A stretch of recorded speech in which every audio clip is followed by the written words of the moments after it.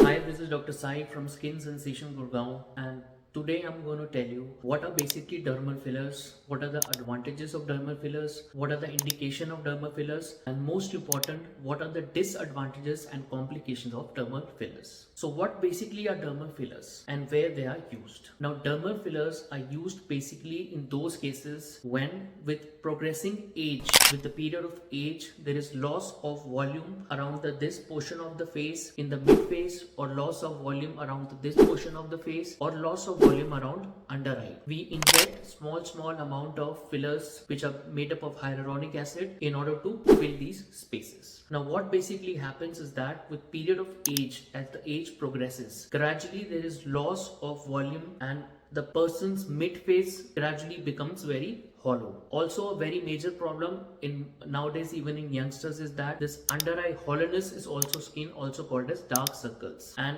dermal fillers basically fill these spaces. Now, there are varieties of dermal fillers, and the duration of dermal fillers all depends upon which type of filler is used where. Also, it is very important for an injector to know that what kind of filler would be best suited for which place. For example, when you're talking about under eye, the thickness of the filler is comparatively different as compared to the filler which is used on the cheek. When there is loss of the mid face volume, the thickness of the filler would be different. And another very good indication of dermal filler is for aesthetic enhancement, such as in the case of lip fillers. Most of the people, even youngsters, lot of youngsters, the girls are going for lip fillers in order to increase the volume of the lip so as to make them look more attractive and youthful. So these are the indications where dermal fillers can be used. Now we come to the point that what are the disadvantages or what are the contraindications of dermal fillers. Now very often a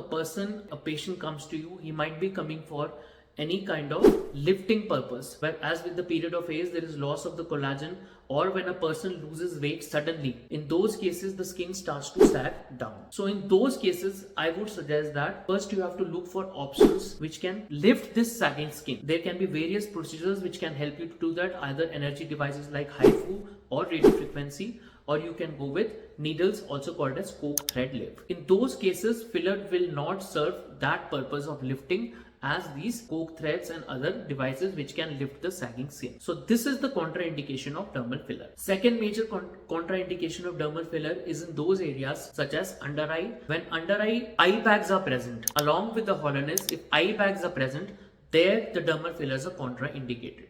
Because in those cases, if you put dermal fillers, the eye bag will become more prominent.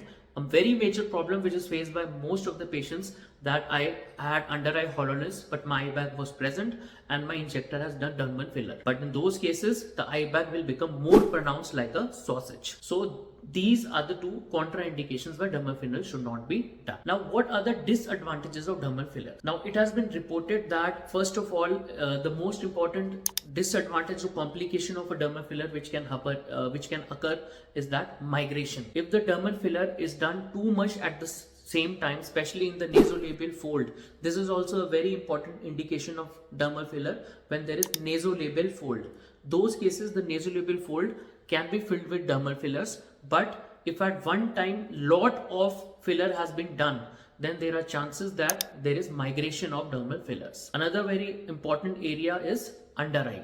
Under eye also, if we do a lot amount of dermal filler at one single visit, there is a tendency that dermal fillers will migrate, leading to a sausage shape complication around the eye. Also very important that your injector should know that what kind of combination needs to be done. For example, very important cases, there have been patients which have got loss of cheek volume and they have come for under eye fillers. So directly by doing under eye fillers without doing the cheek, because there is loss of cheek volume also, so there has to be combination where dermal filler needs to be done in combination. Other complications, very common is in the area of the lips. If too much filler is done around the lips, also there are chances that there will be migration. Now, what can be the other complication of dermal filler if not done properly? If the person, your injector, is doing dermal filler and the material through which he is doing the dermal filler is not properly sterilized, then are very great chances that there will be infections.